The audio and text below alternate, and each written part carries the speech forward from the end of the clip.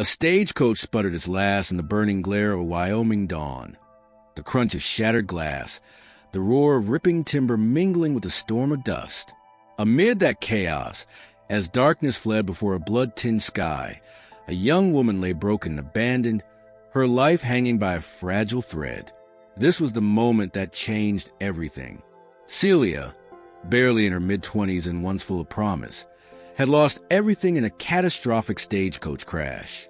The accident, wrought by a sudden, violent dust storm that swept across the Great Plains, had transformed the once proud, creaking stagecoach into a wreck of splintered wood and spilled cargo. In the cruel aftermath, Celia was pinned beneath a fallen beam, her delicate form all but erased by the unforgiving hand of fate. The tumult of wind and sand had buried her up to her neck in the gritty earth, as if nature itself sought to hide her shame and sorrow. As the acrid smoke and swirling dust began to settle, and the agonized cries of survivors faded into a haunting silence, Celia's eyes fluttered open. Pain and disbelief warred in her tear-streaked gaze. The world she remembered, the gentle lull of a warm home, the embrace of familiar faces, had disintegrated into chaos. Her husband, once a proud man whose pride had twisted into cruelty, had abandoned her after proclaiming her inability to bear the fruit of his loins a curse upon his lineage. Now, in the frozen dawn, that same condemning act lingered like a dark stain on her soul. Just as despair threatened to eclipse her, a rumble from the distant horizon heralded salvation. Through the heavy curtain of dust and sand emerged a solitary figure, silhouetted against the ruddy morning light. He rode with quiet, purposeful gait, his broad frame supported by a sturdy, weather-beaten stallion. Clad in faded buckskins and a worn duster that billowed like tattered clouds, the man appeared not as a polished hero from a dime novel, but as a rugged, unyielding survivor of the untamed plains. His eyes, dark and steady, swept over the wreckage until they found Celia, half buried, trembling with shock and pain. This was Tasunka, a seasoned buffalo hunter whose life on the frontier had taught him that mercy sometimes came in the form of raw, unpolished kindness. Without wasting a moment, Tasunka maneuvered his horse closer to the twisted ruin of the stagecoach. The wind howled around them, carrying with it the scent of sagebrush and imminent rain. In the fragile space between life and death, he dismounted with deliberate care and knelt beside Celia. "Hold on, miss," he murmured, his voice low and gravely sincere, like the rumble of distant thunder. "I'm here to help." Though his words were few, every syllable conveyed empathy born of profound loss, a loss he knew all too well in a world where survival meant enduring endless hardships. With weathered, callous hands, Tasunka gently pushed aside the debris that had pinned Celia. Each movement was cautious, respectful of both the frailty of her body and the intensity of her despair. As he cleared the heavy wood from her face, a shaft of sunlight broke through the lingering dust, illuminating her tear-streaked cheeks and the defiant spark in her eyes. In that fragile moment of rescue, the bleak wilderness around them seemed to pause, as if nature itself acknowledged a small, glimmering hope. Celia's breath came in ragged gasps as Tasunka slowly helped her sit up. The pain in her limbs was sharp, yet amid it burned the slow, steady flame of willpower. Why would you help me?" she managed, her voice trembling as much from physical agony as from years of internalized rejection and sorrow. In the silence that followed, the only response was the steady cadence of Tasunka's heartbeat, then his quiet reply. "No one deserves to be left to perish, not when the West still offers second chances." The stark openness of the Great Plains spread out before them, a landscape of endless sky and rugged earth worthy of both beauty and terror. In the distance, low, menacing thunder rumbled, and the first droplets of rain began to fall like heavenly benediction, washing away layers of dust and despair. Tasunka knew that they had little time. The storm that contributed to the crash would soon turn from a mere inconvenience into a mighty deluge, and with it, the possibility of further peril. Helping Celia slowly to her feet, Tasunka guided her toward his modest encampment. A makeshift homestead nestled among wind-swept ridges and punctuated by the stoic silhouettes of pine trees bending low under the weight of the coming storm. The Stagecoach wreck lay forgotten in the distance, an indelible memory of the cruelty that had nearly claimed her life. Yet within the bleak expanse, a tender promise of renewal began to kindle. Along the journey, Tasunka made no idle conversation. His words were few, measured, often spoken in hushed tones meant more to soothe than to inform.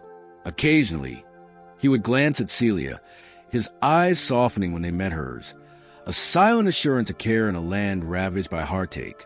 As they moved along a narrow trail, the transient light of the early morning revealed broken wagon wheels, scattered evidence of the calamity that had reshaped her destiny.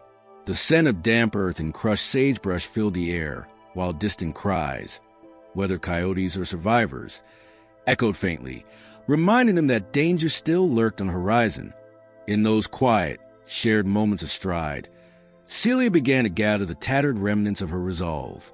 Though each step was marred by pain and the weight of unfathomable loss, her determination grew as steadily as the rising sun over plains.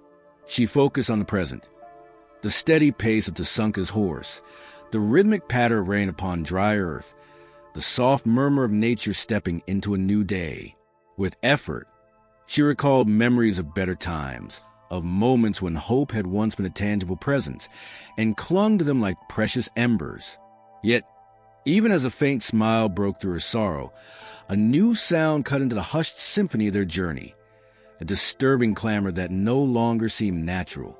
Far off to the northwest, amid the vast, dusty horizon, emerged the unmistakable sound of pursuit, a series of rapid hoofbeats thrumming like malevolent drums.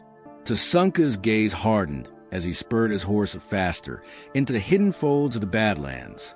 "They're coming," he murmured, barely audible over the rising wind, as he guided them toward a narrow, rocky ravine that promised temporary cover.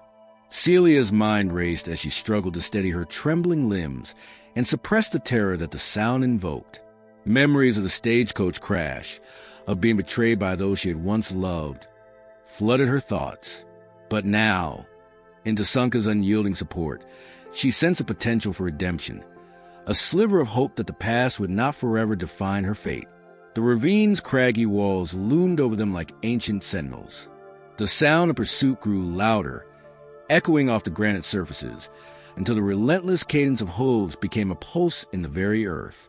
In that suspended moment, as the wind howled and rain began to deepen into a steady fall, Tasunka and Celia exchanged one final, determined glance. Her eyes, beginning to shine with the defiant light of survival, met his unwavering gaze as silently as if they communicated a vow.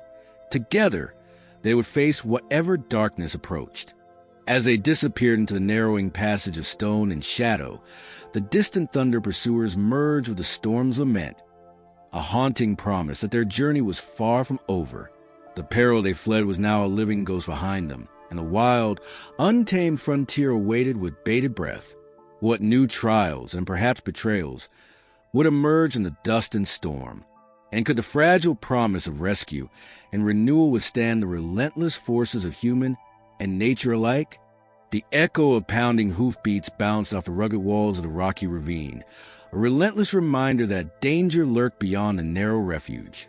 In the dim, swirling dust of the post-crash twilight, Celia's heart hammered in her chest as Tasunka led her deeper into the labyrinthine crevices.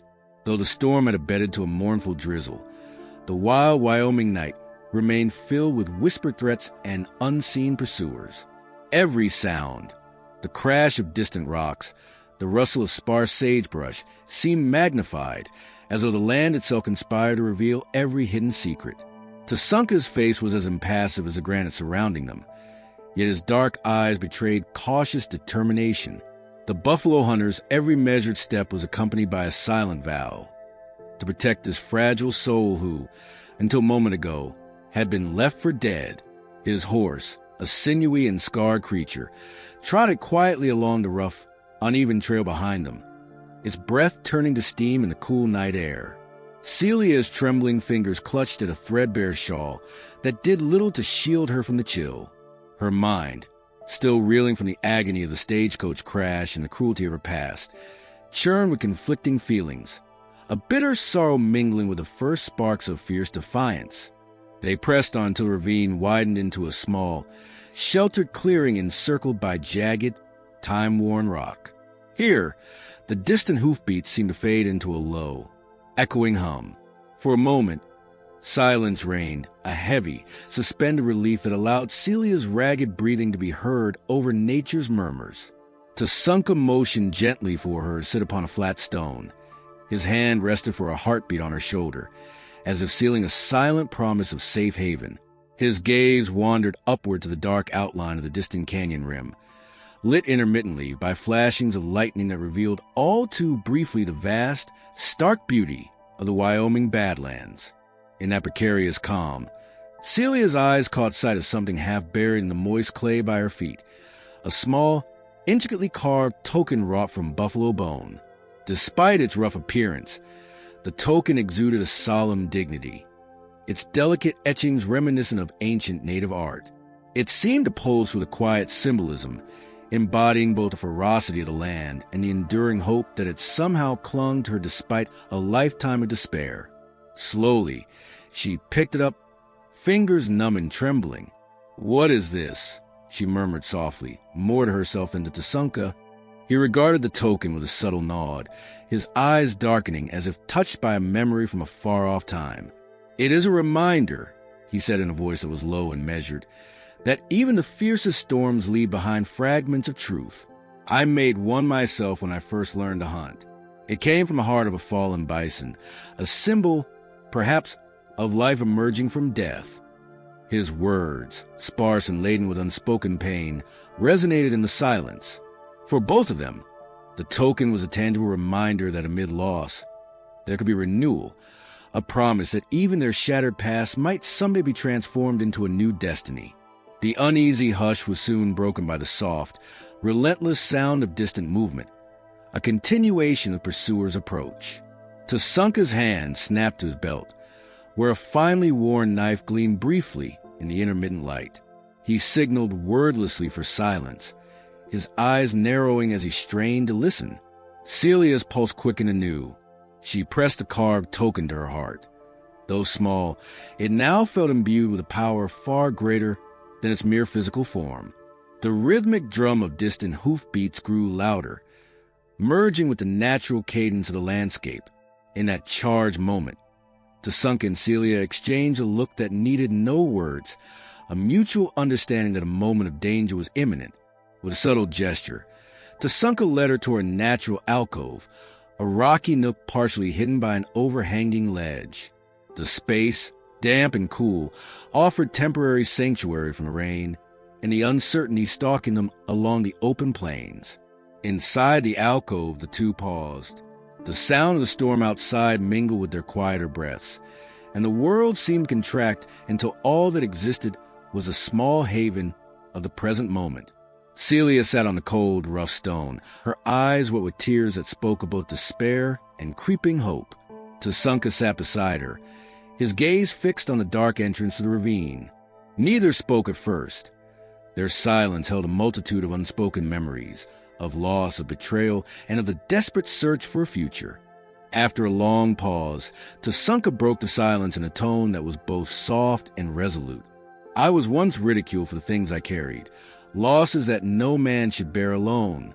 But out here, beneath a vast sky that judges not our scars or our spirit, one finds a way to survive." His words floated on the cool air, imbued with the raw sincerity of a man who had tasted both despair and a glimmer of redemption. Celia's voice, though weak, joined his murmuring. "I thought I was condemned not just by him but by fate itself." Her eyes darted away, as if afraid to see the flicker of hope reflected into Tasunka's steady gaze. "I believed my destiny was to remain broken." He turned to her, his face softened by empathy. "Your pain is not your end. It is a soil in which a new life can take root, if only you allow yourself to believe." His hand brushed against hers, and in that small, deliberate touch lay a promise of understanding and solidarity. Their moment was shattered, however, by a sudden, sharp sound, an unmistakable clatter of hooves and a low, menacing cry, a sound that was neither the storm's dying echo nor merely the wind. It was the pursuers, now nearer than ever. Tasunka's eyes flashed with determination as he rose swiftly, sliding his hand to the knife at his side. "We must move," he uttered in barely a whisper, urgency threading every syllable. Celia's grip on the token tightened.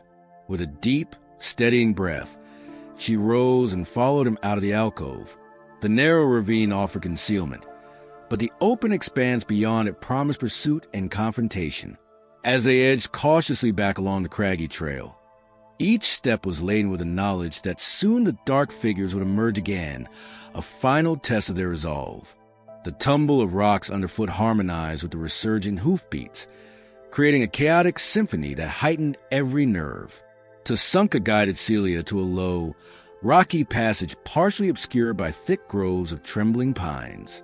Here, the natural gloom provided temporary cover. The edges of the passage glistened with rain, and the scent of wet stone mingled with the musky odor of pine needles.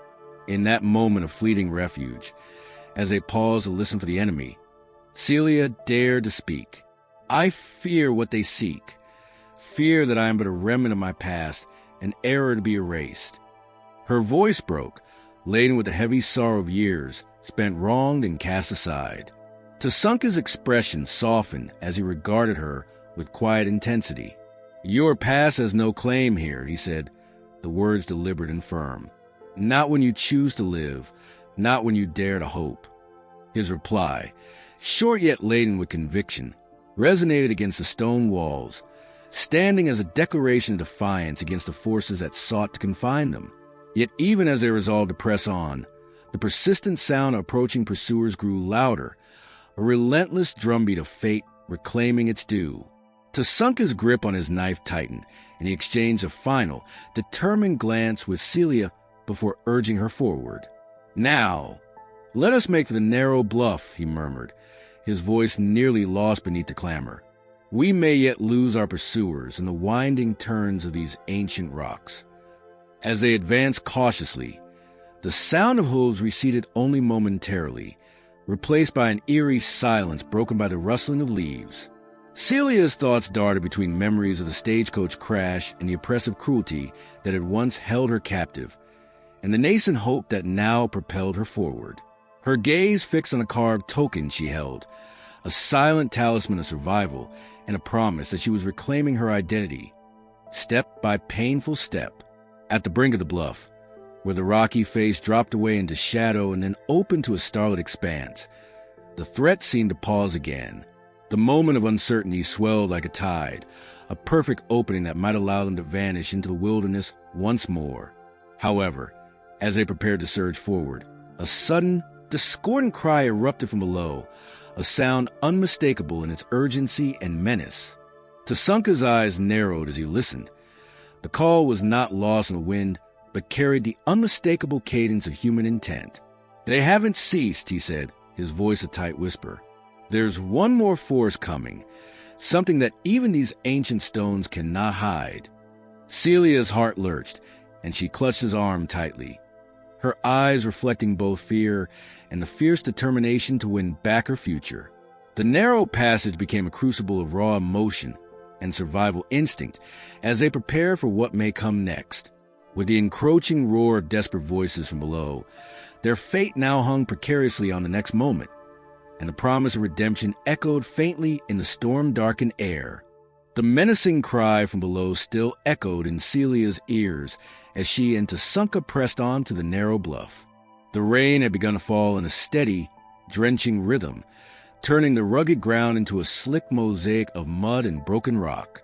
Every drop that hit the stone walls of the ravine recalled that harsh reminder of their fragile sanctuary. Now, with the pursuers drawing ever nearer, the tension was almost palpable, a living thing that moved in tandem with their racing hearts. Tasunka's dark eyes remained fixed on the path ahead, his strong, silent features carved in determination. He led Celia along a winding trail that hugged the edge of the bluff, away from the open plain where danger was sure to emerge. In the palm of his calloused hand, he clutched the buffalo bone token, a small, intricately carved keepsake that had served as a symbol of survival and renewal since their escape from the stagecoach wreck.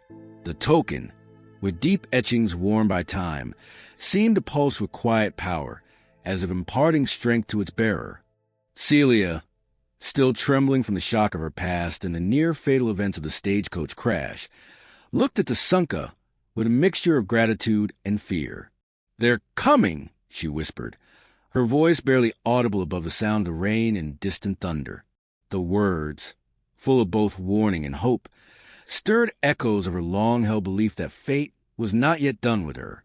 In that moment, her eyes shone, not with tears, but with a resolute spark that defied the cruel world that had once cast her aside.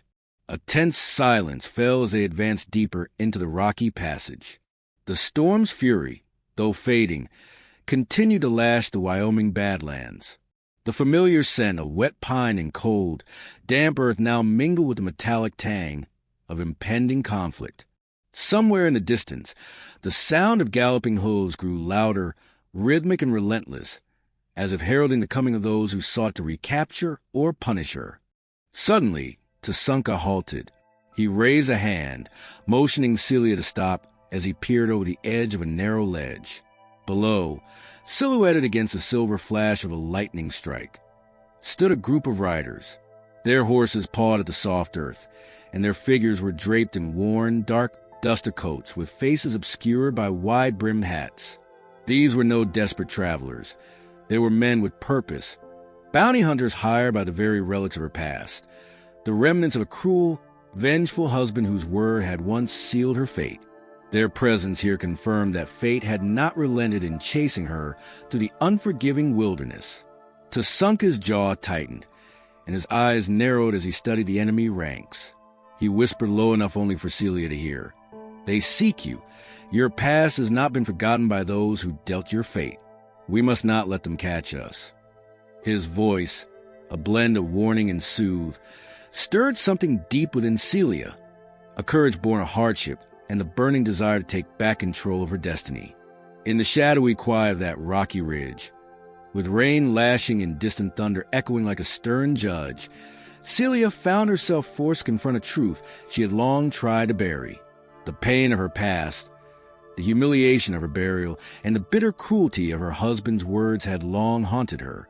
Now, faced with a tangible threat advancing upon them, she no longer desired to be defined solely by what was taken from her. A surge of defiance rose within her, fierce and unyielding. She squared her shoulders and met Tasunka's gaze. "I will not be a prize for their greed," she declared, voice trembling yet resolute. "I will forge a new path, even if it means defying everything I once believed." Tasunka offered a slight nod, a silent acknowledgement of her bravery. Without a word, he sprang into action.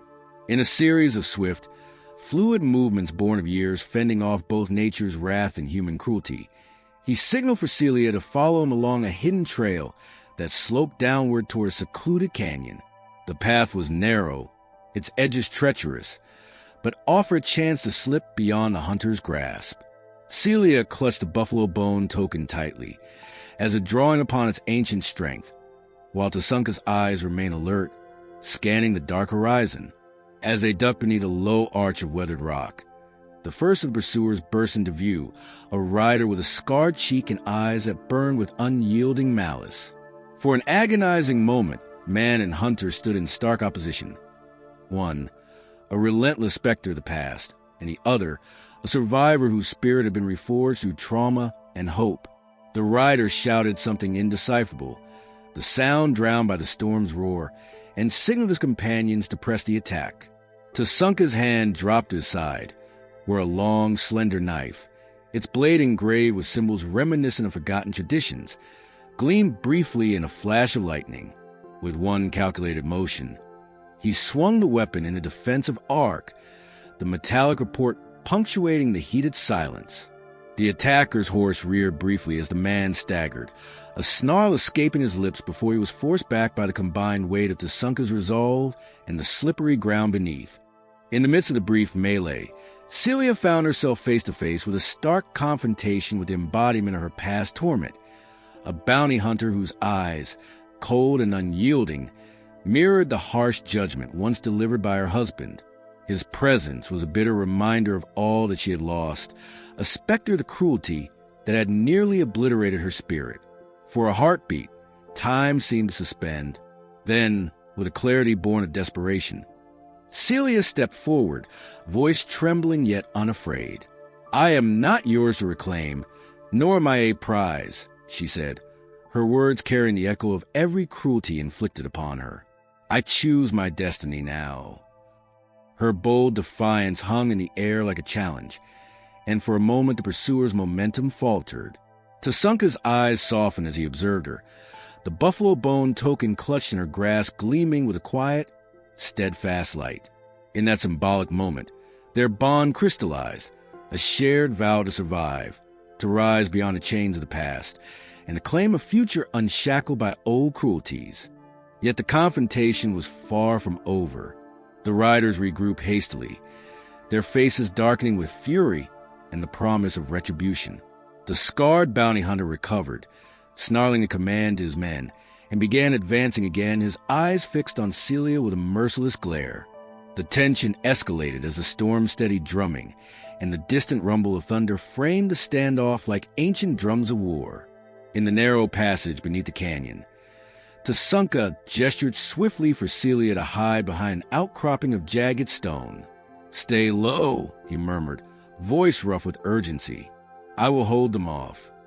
His tone conveyed not only resolve, but also an unspoken fear of losing someone he had come to care for, a burden he had carried silently for years as an outsider in a relentless world. Celia hesitated, torn between her instinct to flee and the fierce commitment that now anchored her to this man and this nascent hope for a new life.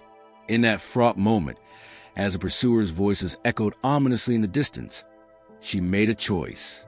Lowering herself slowly behind protective stone, Celia's gaze met Tasunka's one last time before she pressed her back against the rough surface. "I will not hide my life away," she whispered, her voice a fragile mixture of defiance and vulnerability. "If you must fight, I shall fight with you." Her words, quiet as a rustle of wind through the pines, carried with them the determination of a woman reborn.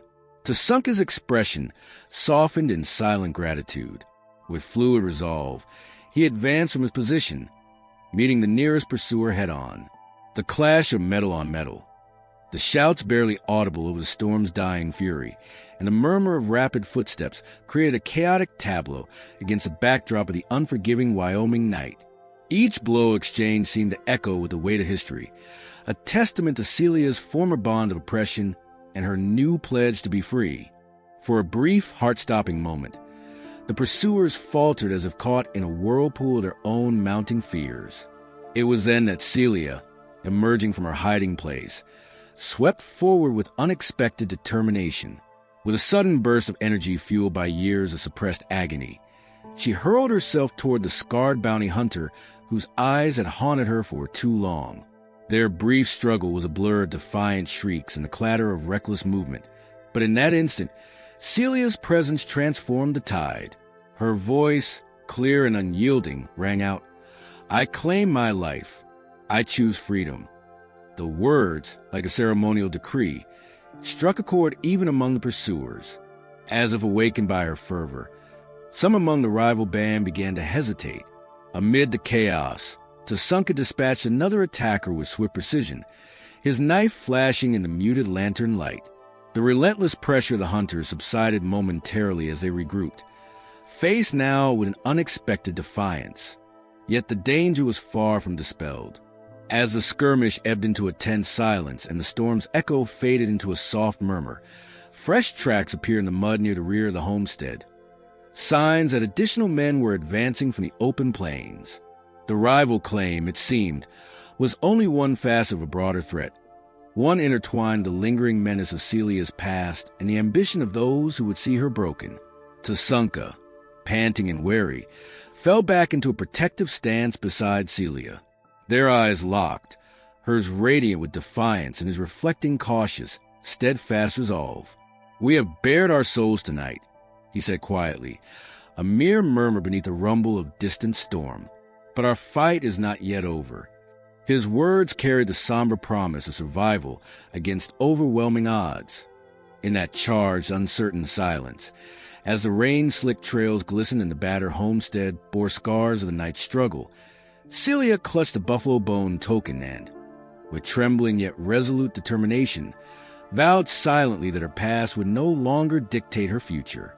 The clarion call of freedom echoed in her heart as she looked upward to a storm-cleared sky, dawn breaking over sagebrush, the horizon glowing like a vow. But just then, as if in response to her inner resolve, a new sound emerged, the unmistakable clip-clop of hooves, measured and deliberate, approaching the homestead's exposed flank. The threat, though momentarily held at bay by their defiance, had not vanished entirely. The distant figures drew closer, their intentions murky yet undeniably dangerous. In that final heart-stopping moment, with nature's fury subdued and the promise of a new day shimmering on the horizon, Celia and Tasunka stood side by side, united in their shared resolve to face whatever might come. Their intertwined fate, echoing across the wild plains, was now the spark of rebellion, a courageous stand against the bonds of a past filled with cruelty. And as the approaching silhouettes loomed larger, the future teetered on the edge of the unknown, leaving their next move be written in the coming light. The torrential rain had begun to ease, leaving the Wyoming plains glistening under a subdued, ghostly light as Celia and Tasunka pressed their backs against the cold stone of the narrow bluff. The tumultuous confrontation with the bounty hunters had ended in a spray of mud and desperate shouts that still clung in the air. Now, in the quiet moments after the strife, the two survivors stood shoulder to shoulder, their chests heaving in unison as they listened to the rhythmic drip of water from the overhanging rocks. Yet even as the storm eased, fresh tracks, deep impressions marking the heavy tread of additional pursuers, appeared in the slick mud, hinting that their ordeal was far from over. Tasunka's eyes, dark with resolve and flecked with memories of past battles, scanned the horizon. He raised a hand in silent command, and Celia instinctively followed his gesture. Their shared gaze conveyed everything. An unspoken promise that they would face this looming threat together, no matter how terrifying it might be. The buffalo bone token nestled in Celia's hand, its intricate etchings now a symbol of her transformation from victim to survivor. In the distance, through the mist and the settling rain, the sound of hooves grew steadily louder, a grim reminder that the bounty hunters were reorganizing for another assault.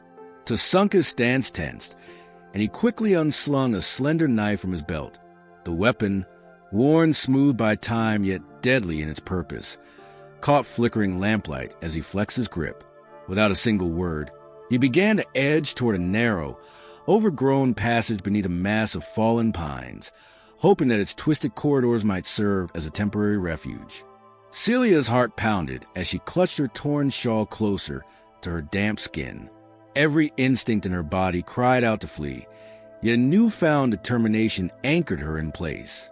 She had defied a lifetime of bondage and disgrace, and now, in this moment of peril, she would no longer allow the specters of her past to dictate her future.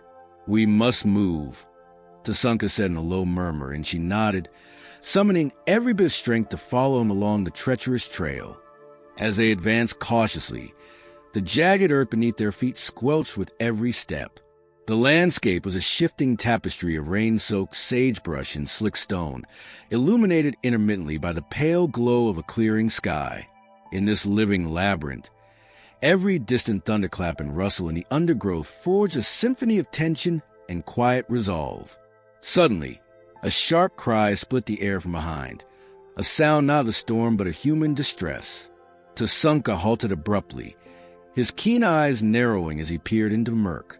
"Someone's in trouble," he murmured, and without waiting for Celia's response, he slipped silently away from the main path. Reluctantly, Celia followed, her mind thrust into a maelstrom of worry. Had one of the bounty hunters been wounded, or did fate demand another act of mercy at this forsaken moment? They crept toward the source of the sound until the narrow passage opened into a small clearing near a derelict outbuilding, a remnant of a once thriving trading post now claimed by nature. Puddles mirrored the weeping sky, and broken timbers lay scattered like dismembered fragments of the past. There, Half hidden under a collapsed door lay a young man clutching his side.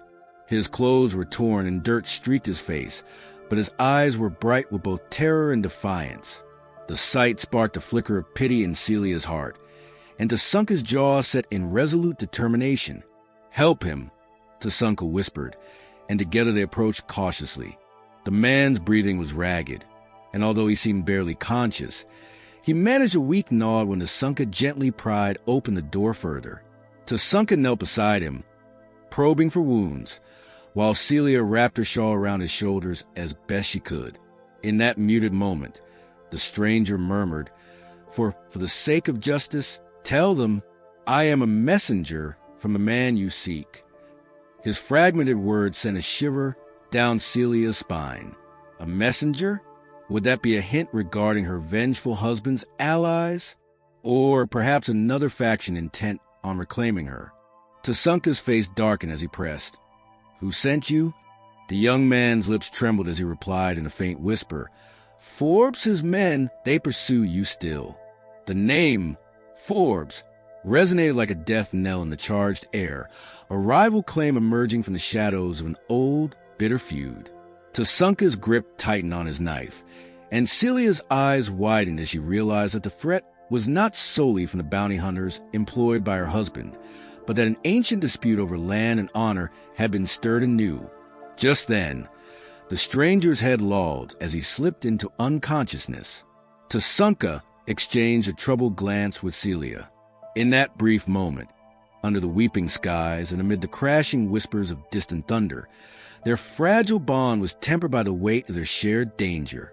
Celia knelt to hold the messenger's hand, her own tears mingling with the rain, an unspoken promise that his warning would not fall on deaf ears. "We must seek shelter and tend to him," Celia said firmly, her voice steady despite the tremor of both fear and resolve. "And then we must decide what to do when Forbes' men come for us." Tasunka nodded silently. His eyes, somber and intent, told her that together they would face whatever storm lay ahead, be it man or nature. Guided by the messenger's words, the pair lifted the injured young man and carried him toward a nearby rocky alcove, where the remnants of an old stone wall provided a semblance of defense. There, under the cover of crumbling masonry and the soft patter of residual rain, they laid him gently. Celia retrieved from her pack a small tin container of water and a bit of dried meat, meager comforts in the heart of desolation, which she offered without hesitation, the gesture an act of fierce humanity amid chaos. As the injured messenger began to stir, murmuring incoherently about old scores and land not theirs to claim, Tasunka and Celia exchanged a look heavy with unspoken questions. The rugged land, the fury of the storm, and now this cryptic warning from a dying man, all converged to shatter any illusions of a simple escape. In the aftermath of the confrontation, the damp air seemed to pulse with both despair and determination. Celia attended to the messenger's minor wounds with gentle care, while Tasunka stood guard at the narrow entrance, his senses straining against the ever-present threat. The buffalo bone token, still clutched in Celia's hand, now glinted softly in the weak light. A reminder that even from an unyielding past, symbols of survival could endure. The sound of the storm, now a subdued murmur, mingled with that of distant, deliberate footsteps. Fresh tracks, deeper and more ominous, marred the muddy floor at the back of the alcove. A shudder ran through the small band gathered within the makeshift shelter. The words of the messenger echoed in Celia's mind, a warning that Forbes' claim was not merely a threat to her physical freedom, but an assault on the very essence of who she could become. Tasunka, still alert and poised, lowered his knife and cast a glance over his shoulder. "They are closing in," he said in a voice that was scarcely more than a breath. His eyes, dark and resolute, met Celia's, conveying a silent promise that he would protect her at all cost. Celia's gaze traveled to the damp stone, and then to the messenger's inert form. A mixture of fear, anger, and a fierce defiance welled within her. She realized that her past, marked by the cruelty of her husband and the shame of her previous life, had not released its grip, but now demanded that she confront it head-on. "I will no longer be defined by what they want me to be," she declared softly, voice trembling with newfound strength. "I choose my own destiny, and I will fight for the freedom I deserve." In that charged declaration, which seemed to blend with the dying echoes of storm, the weight of old chains began to lift. The pursuer's threat, while still real and looming ever closer, was now met with the palpable resolve of a woman who had already survived more than most ever could imagine. Yet, as the murmur of footsteps and the distant thud of approaching hooves grew louder once more, Tasunka signaled silently for them to retreat deeper into the alcove. As they moved, a final, uncertain glance passed between Celia and Tasunka, a look heavy with both promise and the unspoken fear that the coming battle might force them to confront not only the hostile forces arrayed against them, but the lingering remnants of their haunted pasts. The wind outside carried the chill of new beginning, mingling with the scent of wet sagebrush and cold stone. The sound of distant chambered hooves and muffled cries promised that the night was not yet done with its struggles. As Celia's heart pounded in quiet defiance and Tasunka's steady gaze scanned every shadow, the future hung precariously in the balance, a fragile hope resting on the edge of new dangers and old betrayals yet unrevealed. The final silence broke as dawn began to shatter the storm's remnants over the Wyoming plains. The pursuers' clamor had faded into ghostly echoes, leaving behind only the steady drip of water along the stone walls and the soft rustle of sagebrush in the cool morning light. In the sheltered alcove of their makeshift refuge, Celia and Tasunka remained side by side, their breaths mingling with the damp air as they surveyed the scene of lingering aftermath. The injured messenger now lay stable, attended by a few of the homestead's hardy hands. His fate, while uncertain, offered a small measure of closure to the chaos that had enveloped them. Yet in that delicate calm, fresh tracks in the mud near the rear door testified that Forbes's men, and with them the threat of Celia's vengeful past, were not yet entirely vanquished. Celia clutched the carved buffalo bone token that had first symbolized her rebirth. Now, its intricate lines glimmered softly under the pale light, a constant reminder that from brokenness could come strength. Her eyes, though still marked by the trials of her past, burned with a quiet defiance. She had long been defined by the cruelty of her husband and the ignominy of her forced burial. But in this moment, standing with Tasunka, she began to forge an identity entirely her own, one rooted in resilience and the promise of a future unburdened by old chains. Tasunka, a man whose silent strength had guided her through the immediate perils of the Wild West, surveyed the darkening horizon, his deep-set eyes, reflecting both the scars of past losses and the glimmer of newfound hope, never left a trail where fresh hoofprints marred the wet earth. With measured steps, he approached the battered door of the alcove where the messenger had been cared for, listening intently for any sound of renewed attack. His hand, callous and steady, rested on the hilt of his slender knife, a tool as much symbolic as it was practical, representing his commitment to defending those he had grown to care for. A tense hush fell as the sound of approaching voices emerged from beyond the door, no longer the rapid, desperate clatter of a chaotic chase, but deliberate, measured steps suggesting that Forbes's men had drawn near in a final attempt to reclaim what they believed was theirs. The leader of this new contingent pushed open the door with surprising gentleness, revealing a figure cloaked in warped light and shadow. His features were harsh, and his eyes burned with intensity that spoke of vengeance. Yet he carried with him something unexpected, a battered leather satchel fastened around his waist, inside of which, as Tasunka would later learn, lay a crumpled letter of dubious import. "Hold!" the bounty hunter commanded in a voice that was low and assertive. His gaze flickered from Celia to Tasunka and then to the injured messenger, as if seeking confirmation before delivering his ultimatum. "Forbes sends this. Yield your claim to the land, where you shall face consequences most dire." His words hung in the stale air, heavy with the promise of ancient grudges resurfacing.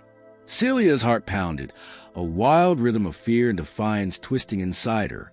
In that raw moment, every past humiliation and every bitter word had converged into a single vow. She would no longer allow herself to be claimed as property or as a symbol of someone's twisted pride. Stepping forward, her voice broke through the tension, soft but determined. "I have lost too much already," she said slowly. "I claim my life from now on, free from the shadows of my past. I will not submit to your demands." The bounty hunter's eyes narrowed, and for a heartbeat, the only sound was the distant murmur of the receding storm and the soft whisper wind through wet pines. Tasunka's hand tightened on his knife, his glance communicating a silent promise of protection. Around them, the homestead's makeshift defenders held their collective breath. The injured messenger stirred again, murmuring faintly about old debts and rights never to be sold. His words, though fragmented, underscored that the rivalry wound deeper than mere land or vengeance. It was a fight over identity and survival. A sudden gust of wind swept through the alcove, scattering droplets and stirring dust along the mossy stones. In that brief, charged moment, Tasunka advanced and, with few but deliberate words, declared, "You have your orders, but know this, we stand united against tyranny and injustice. Leave now or face the swift justice of free men." His voice, imbued with the weight of hard-won battles and the pain of lost kin, resonated with an authority that silenced even the defiant murmurs of Forbes's men. For a long moment, the tension pressed like pressure on a wound. The bounty hunter hesitated, his eyes reflecting the storm of internal conflict as he weighed the palpable unity of those gathered against his own duty. Then, with a curt nod that carried both resignation and the bitter taste of defeat, he signaled his men to retreat. Their departure was slow and grudging, the sound of hoofbeats gradually receding into the vast, rain-soaked plains. As the threat dwindled, a collective sigh of relief rippled through the small band. Celia's gaze lingered on the retreating figures. She felt a tumult of emotions, vindication, sorrow, and the piercing understanding that her past would forever cast long shadows. Yet among those shadows, she had found something new, a sliver of light that promised a different future, one defined by her own choices and strength. Tasunka came to her side, his expression softening as he placed a large, weathered hand over hers.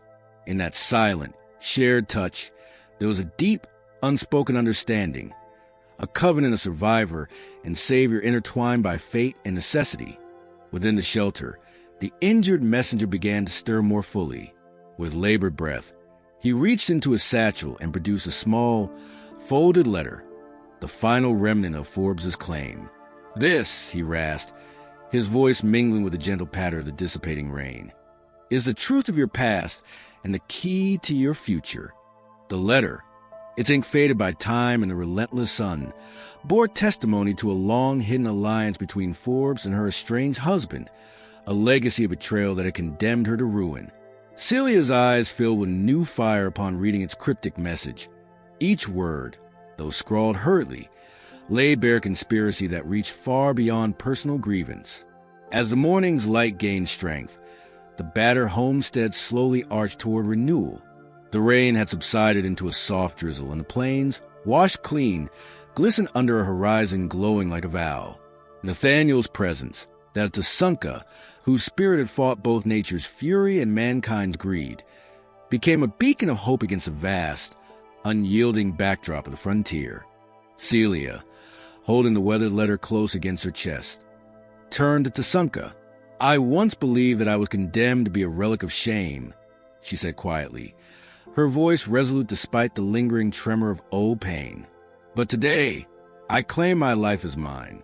I will rebuild, not as a victim of my past, but as the master of my destiny." Her declaration was a revelation not only to herself, but to all who had witnessed her struggle. In that moment, the buffalo bone token in her hand seemed to burn with renewed purpose, lighting the path toward her emancipation. Tasunka's dark eyes shone with pride and a sorrowful understanding, as he silently vowed to walk every step of that arduous journey with her. Their shared future, uncertain yet brimming with possibility, lay ahead like an uncharted expanse, filled with both reward and further struggle. The children of his encampment, huddled quietly in the warm glow of a rebuilding fire, looked on with a mixture of guarded hope and youthful resilience. As the new day broke fully over the sagebrush plains, dawn fracturing over the horizon in fiery ribbons and the wind whispering a renewal. Celia stood at the threshold of this battered refuge. With the letter clutched tightly and the support of Tasunka and his newfound family, she felt a stirring of courage that eclipsed the cruelty of her past. The looming promise of freedom and self-determination was now theirs, a fragile yet unbreakable bond forged in adversity. Yet even as the immediate threat receded, the specter of the past lingered like a shadow on the periphery, a reminder that the chains of her former life were not entirely shed. The letters foretold deeper conspiracies and hints of betrayal that might one day resurface. But in the face of that uncertainty, Celia's spirit blazed with defiance. She squinted toward the distant ridge where vague silhouettes of riders still moved, a subtle sign that, though the battle had been won, the war for her destiny was far from over. In the reflective quiet of the morning, as the homestead survivors tended to repair their shelter and the plains shimmered with fresh promise, Celia and Tasunka shared one last, lingering glance, a silent conversation filled with both pain and potential of endings and beginnings intertwining. Their future was uncertain, yet they now understood that together they could chart a course through the darkest storms and harshest trials. With the letter's secrets burning in her heart, Celia stepped forward into newborn light. "Let's build something new," she declared softly, the echo of her words carried by the gentle wind. "One that honors our scars and turns them into bridges to freedom." Tasunka's quiet nod and steady presence affirmed that her journey toward liberation had only just begun. As the first full rays of day touched the rain-slicked plains, the sound of life rising anew steadied the land, a promise whisper on the wind, lingering at the edge of the horizon, inviting them to advance into a future yet unwritten. The quest for freedom and redemption continues.